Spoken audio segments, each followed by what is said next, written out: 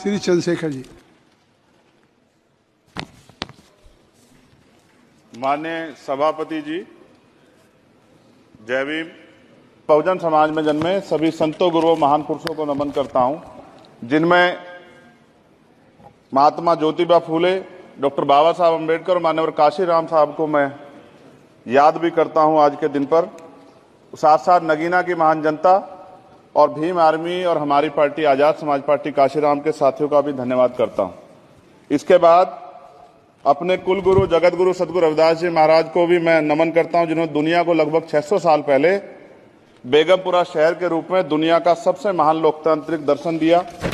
अध्यक्ष महोदय, माननीय सभापति जी, 14 अगस्त 1947 को ये देश अंग्रेजों के अधीन था। 15 अगस्त 1947 को हम लोग आजाद हुए।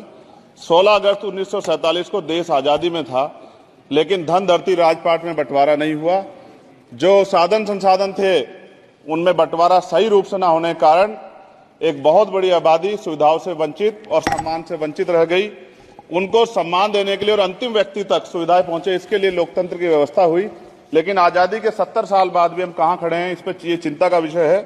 मैं मानता हूं कि सामाजिक न्याय तभी होगा माननीय सभापति जी, जब जातीय जनगणना पूरी होगी और जातीय जनगणना कराई जाएगी और साथ साथ संख्या के आधार पर आरक्षण जो है वंचित वर्गों का बढ़ाया जाएगा। उसके साथ साथ जब राष्ट्रपति जी अभिभाषण पे बात रख रही थी तो उन्होंने शहरी और ग्रामीण क्षेत्रों के विकास की बात कही और ये भी कहा कि दुनिया में सबसे उत्तम शहर हमारे यहाँ बने। लेकिन माननीय सभापति जी, 70% आबादी तो गांव में निवास करती है, तो गांव की आबादी के बारे में भी सोचना होगा कि उनका जीवन कैसे बदले। माननीय सभापति जी, उच्च शैक्षणिक संस्थानों में बहुजन समाज के जो छात्र हैं उनके साथ कास्ट एट्रोसिटी हो रही है, निरंतर उनकी हत्या हो रही है। साथ साथ जो सरकारी कर्मचारी हैं दफ्तरों में, उनके साथ भी जो SC ST OBC और मुस्लिम और अन्य धार्मिक अल्पसंख्यक उनके साथ भी माननीय सभापति जी जातिगत और धार्मिक जो है शोषण किया जा रहा है। इसलिए मेरी मांग भी है कि पुरानी पेंशन को भी अध्यक्ष जी बहाल किया जाए। जो कर्मचारी देश की सेवा में लगे हैं उनका भी सम्मान होना चाहिए। साथ साथ सभापति जी, भाजपा ने चुनावी लाभ के लिए सबका साथ सबका विकास के नारे दिए जो खोखले हैं, क्योंकि 10 साल में दलित, पिछड़े, आदिवासी, मुस्लिम और अन्य धार्मिक अल्पसंख्यक जो अत्याचार हुए हैं वो किससे छिपे हुए नहीं है। ये गलत है, ये बंद होना चाहिए। सभापति महोदय जी, महामहिम राष्ट्रपति जी के भाषण में निजी क्षेत्रों में SC ST OBC को रिजर्वेशन देने का कोई उल्लेख नहीं हुआ है, जो कि आज चर्चा का विषय, क्योंकि 98% प्राइवेट सेक्टर है, 2% सरकारी सेक्टर है, तो 98% प्राइवेट सेक्टर में भी हमारी हिस्सेदारी की बात होनी चाहिए। माननीय सभापति जी, आशा कार्यकर्ताओं, आंगनबाड़ी वर्करों, भोजन माताओं के वेतन वृद्धि पे भी कोई उल्लेख नहीं हुआ है, वो भी अभी नंगे, उन पर भी सोचना पड़ेगा।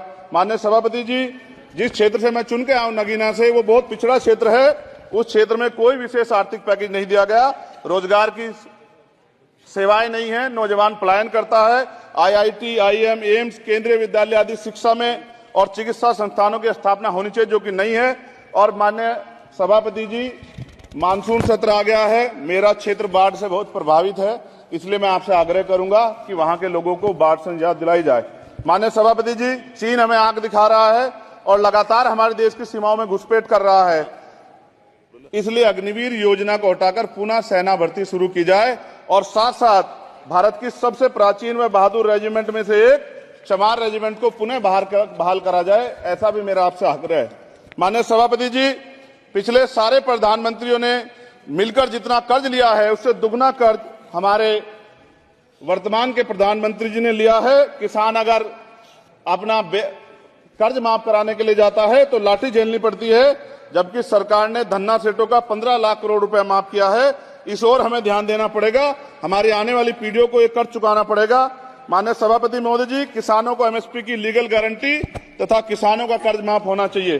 साथ साथ 2 अप्रैल 2018 को SC ST के बच्चों पे बहुत बड़े पैमाने पे मुकदमे लगे थे, वो हमारी लड़ाई सही थी, ये सुप्रीम कोर्ट ने माना और बाद में सरकार ने माना, वो मुकदमे तुरंत वापस होने चाहिए।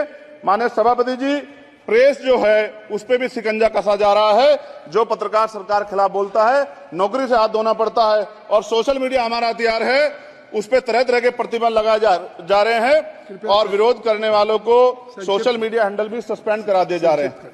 साथ साथ सभापति जी, पेपर लीक और परीक्षाओं के कैंसिल होने से देश के नौजवानों का भविष्य खतरे में है। नीट, यूपी सिपाही भर्ती सभापति जी और 69,000 शिक्षक भर्ती में आरक्षण घोटाला हुआ है, कोई पूछने वाला नहीं, खून के आंसू रो रहे हैं बच्चे, बेरोजगारी का दंश युवा झेल रहे हैं। इसलिए मेरा आग्रह है कि युवाओं के लिए कृपया समाप्त करें चंद्रशेखर। माननीय सभापति जी, मैं पहली बार बोल रहा हूं, आप कहेंगे मैं बैठ जाऊंगा, मैं आपकी बात, मैं संवैधानिक मर्यादा का पालन करूंगा, मगर हम तो माननीय सभापति जी सुन ही रहे हैं। आप बोलिए, 1 मिनट। धन्यवाद, धन्यवाद। 1 मिनट और बोलिए। अध्यक्ष सभापति जी, नारी सम्मान की बात करने वाली सरकार, हमने मणिपुर देखा सर, हमने पहलवान बेटियों का हर्ष देखा सर, और हमने सर हाथरस की बेटी का हर्ष देखा सर, और हाथरस के परिवार को जो वादा किया था सरकार ने वो भी पूरा नहीं किया। और महिलाओं में भी, स्पेशली दलित, पिछड़े और मुस्लिम वर्ग की, आदिवासी वर्ग की महिलाओं के साथ आज भी एनसीआरबी का डाटा कहता है सर जो जुल्म हो रहा है वो सहनीय नहीं है सर। साथ साथ कोविड में तैरती, हमने कोविड में बहुत सुना सर, कोविड में तैरती लाशें भी गंगा में हमने देखी है सर, और मजदूरों का हाल भी हमने देखा है। सभापति जी, मैं सब समाप्त कर रहा हूं। नोटबंदी पे छोटे मजले उद्योग की जो कमर टूटी वो भी हमने देखी है। सभापति जी, शैक्षणिक संस्थानों, विश्वविद्यालयों में, चिकित्सा संस्थानों में ओबीसी एसटी के योग्य अभ्यर्थी को एनएफएस करके जिस तरह निकाला जा रहा है, लेटरल एंट्री करके जिस तरह हमारे रास्ते बंद किए जा रहे, ये भी हम देख रहे हैं सभापति जी। साथ साथ मेरा ये कहना है सर, ये सबका इशू है कि प्राइवेट कर्मचारी सर और सरकारी भी कई जगह पे 8 से ज्यादा घंटों से काम करते हैं, और उनको जो सर उचित वेतन भी नहीं मिलता, तो न्यूनतम वेतन 20,000 रुपए तय हो और 24 घंटे की ड्यूटी। उदाहरण के तौर पर यूपी पुलिस सर बहुत पूरा काम करते हैं वो लोग, वो राज्य के विषय हैं। आप यहाँ सर मैं आपके राज्य सरकार के लिए भी आपके संज्ञान में डाल रहा हूँ। विषय सर पुलिस सब जगह है सर, लेकिन सवाल ये है सर, बहुत पसीना बातें हैं, 8 घंटे की ड्यूटी और वेतन विसंगति, वोटर स्कीम से उनको जो